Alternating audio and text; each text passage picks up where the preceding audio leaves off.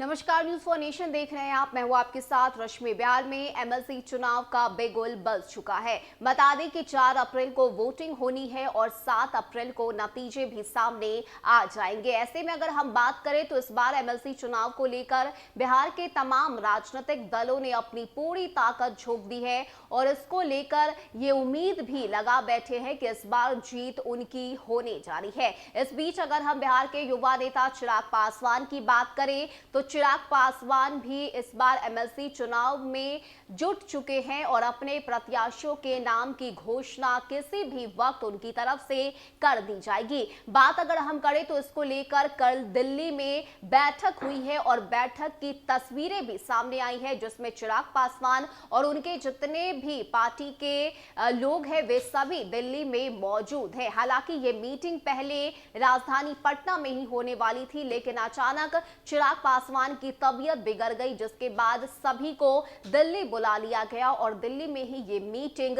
की गई है। ऐसे में अगर हम बात करें तो पहले ही चिराग पासवान ने यह साफ कर दिया है कि बिहार में वो अपने जनाधार को मजबूत करेंगे और यही वजह है कि किसी के भी साथ गठबंधन में ना जाने की बात उनकी तरफ से कही गई। इतना ही नहीं, चिराग पासवान अलग अलग जिलों में जा रहे हैं, जनता से मुलाकात कर रहे हैं, रूबरू हो रहे हैं और साथ ही साथ उनकी समस्या सुलझाने की कोशिश भी उनकी तरफ से की जा रही है। और यही वजह है कि जब भी चिराग पासवान अलग अलग जिलों में जाते हैं, जनता का प्यार और समर्थन भी चिराग पासवान को खूब मिलता है। ऐसे में एमएलसी चुनाव को अपने दम पर लड़ने की बात चिराग पासवान की तरफ से कही गई और यही वजह है कि पहले 2400 सीट पर चिराग पासवान अपने उम्मीदवार को उतारने वाले थे और इसको लेकर जो तैयारी है वो भी उनकी तरफ से की जा रही थी। लेकिन कल के मीटिंग से जो जानकारी सामने आई है उसके अनुसार पार्टी ने ये तय किया है कि इस बार 10 या 12 सीट पर ही अपने कैंडिडेट को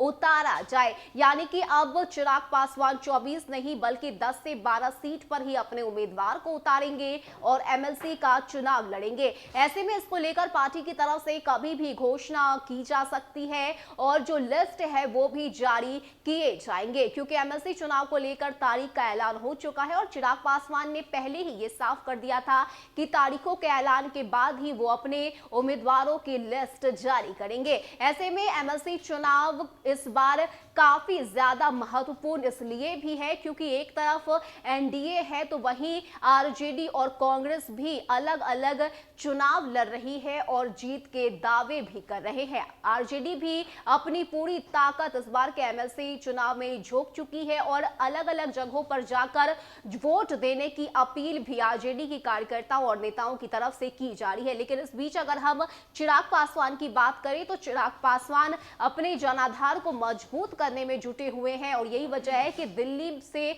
मीटिंग की ये जो तस्वीरें हैं वो सामने आई है जिसमें 10 से 12 सीटों पर अपने कैंडिडेट को उतारने की बात चिराग पासवान की तरफ से कही गई है। ऐसे में अब ये लिस्ट किसी भी वक्त जारी की जाएगी और ये तय किया जाएगा कि आखिर किस किस जगह से चिराग पासवान चुनाव लड़ रहे हैं। हालांकि पार्टी और